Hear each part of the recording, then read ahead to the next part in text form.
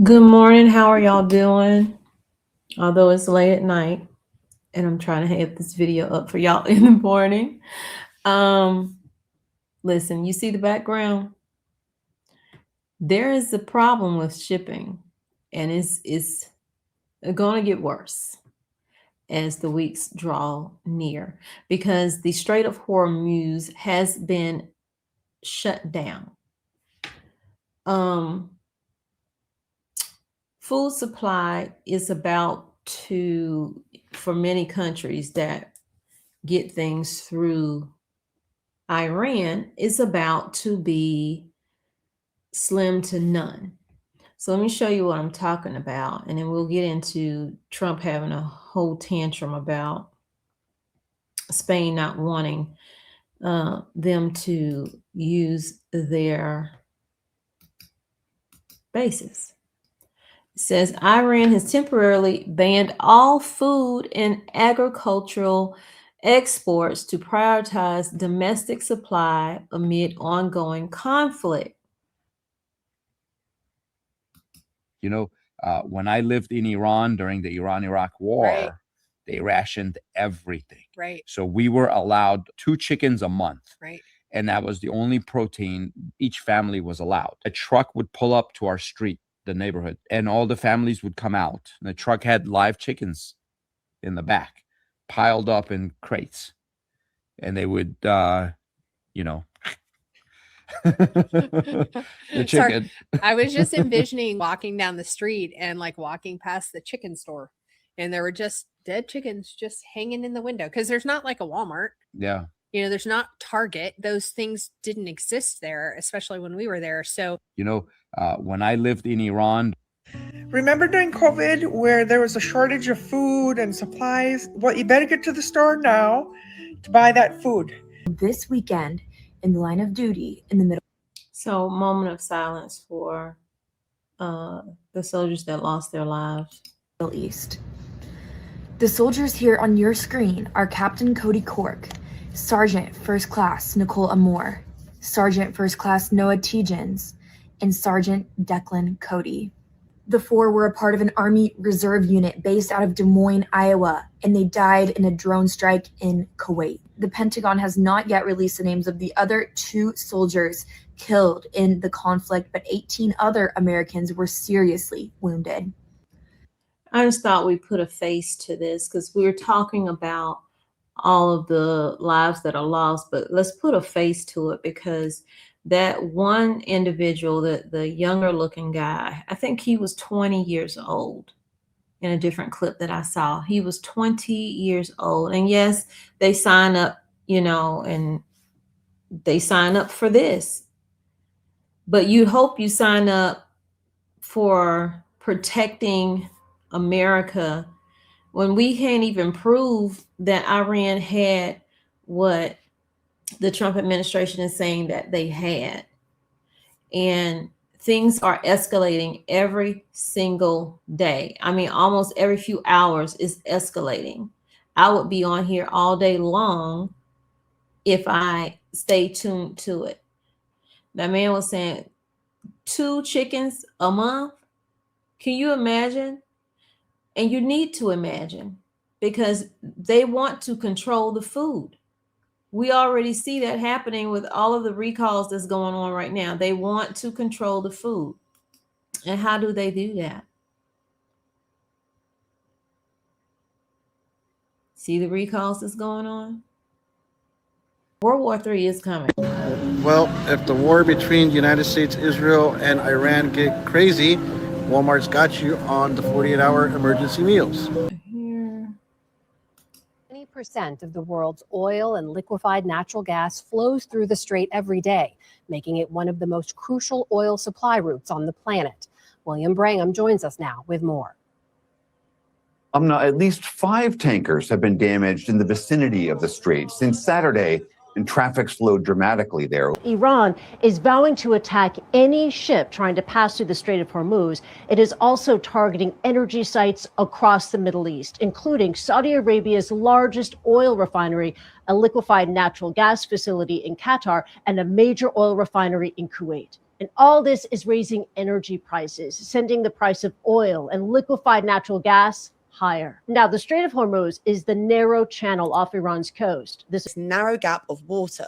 This is the Strait of Hormuz, and 20% of the world's oil and gas travels through it, making it one of the most important shipping routes. It sits here between the Gulf and the Gulf of Oman in the Middle East, where currently there is a war going on, started by the US and Israel, who launched an attack against Iran, which they claimed was a threat. Iran, in response, is attacking their assets and allies in the region. International shipping has almost come to a standstill at the entrance to the strait, which oil and gas prices have surged since the conflict began. And analysts have warned the longer there are threats to ships passing through the strait, the higher the price of oil and the shipping of it will be. The price of Now, that takes me to Trump and Spain, and Spain's president saying that this war is a disaster.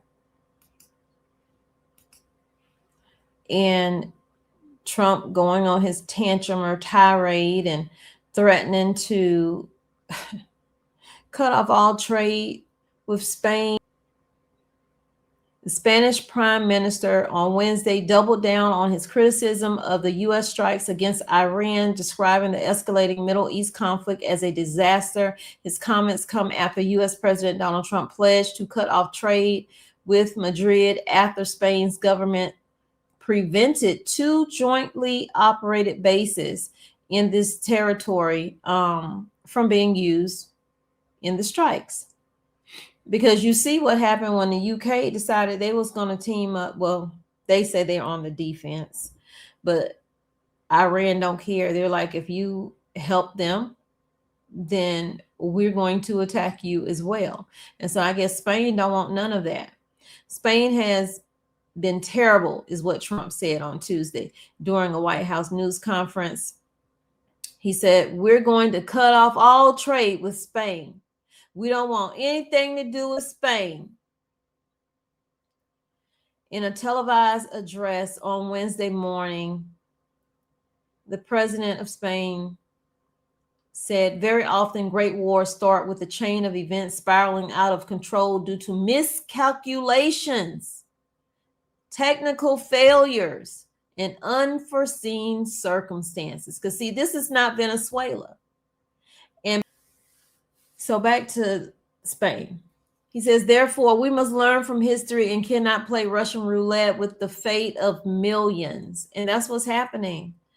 The president of Spain also warned of repeating the mistakes of the past, drawing a comparison with the invasion of Iraq in early 2000s, and summarized the government's position as no to war. You thought it was going to be a crip walk like you did through Venezuela?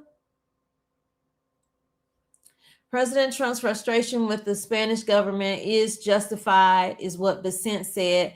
That, first of all, they have been terrible actors. They are the only NATO member not meeting their NATO requirement. So he's basically being a parakeet.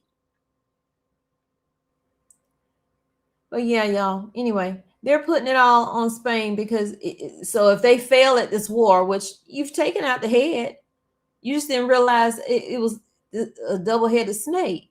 And yeah, you took out a lot of the top members. Did you think that that would be it? All these people can do is think about that day that they have to contend with the United States. The evil people of the United States is what they're thinking. So they have these plans in place. They got a backup for the backup, and a backup for that backup, and then a backup for that backup. So, okay, so on Tuesday, President Donald Trump unveiled that his administration would offer insurance, because companies are now saying they're going to stop insuring these ships. So many of these ships aren't even going through there because of the war. And then the ones that want to go through are hesitant on going through because the insurance companies are saying, we're not going to insure that. And y'all going to go through there, get hit, and then we got to pay up all that money. So now our president from our country, which is in major debt, is saying that he's offering to pay the insurance to all ships looking to sail through the Strait of Hormuz in an effort to replace maritime insurers. because they're expected to end coverage on vessels in the conflict-ridden area. And this is an effort to keep the oil tankers flowing. But they're not going to flow if they get hit. The president is further incentivizing passage, saying the U.S. Navy will begin escorting tankers through the strategic Strait of the Hormuz as soon as possible if necessary. Now, mind you, they don't have enough people over there to even do that, to escort a ship through. And they say, depending on the details of the proposal, it might help tip the risk reward ratio and stimulate more ship owners to resume operations. But I don't think it will, honestly. I don't think I don't think they will. I really don't. But naval escorts would help reduce the threat for the ships being protected. That said, providing protection for all tankers operating in areas currently threatened by Iran is unrealistic, they say, as this would require a very high number of warships and other military assets. So we know that this war is picking up. We know that more soldiers are going to go over there. What we don't know yet, but what I do believe is going to happen, and you probably hear about it this weekend, and it'll probably come on a Friday. That way it'll ride through the whole weekend, and that is that they're going to put troops on the ground. Because that's really the only way I'm seeing that other people are also seeing that this war can even be won. Yeah, they can strategically hit this place, that place, and the other. But because it's such vast land and so many of those caves and everything over there, Masaryk and Hapag-Lloyd both clamped down further on Middle Eastern shipments on Wednesday, officially ending bookings for several countries, including the UAE, Iraq, Kuwait, Qatar, Bahrain. Restrictions also are in place for some gateways in Saudi Arabia and Oman, but the ports of Jeddah, King Abdullah, and Saylallah, something like that, are still clear for docking. These companies are not taking no risk, especially with no insurance on their vessels. We saw what happened last year with the Houthis when they shot that container ship and it sank. And they did that with unmanned boats. So y'all, I'm telling you, get you some extra stuff in your home, because I don't know where this is going. Y'all take care, stay safe, and I'll see y'all in the next one.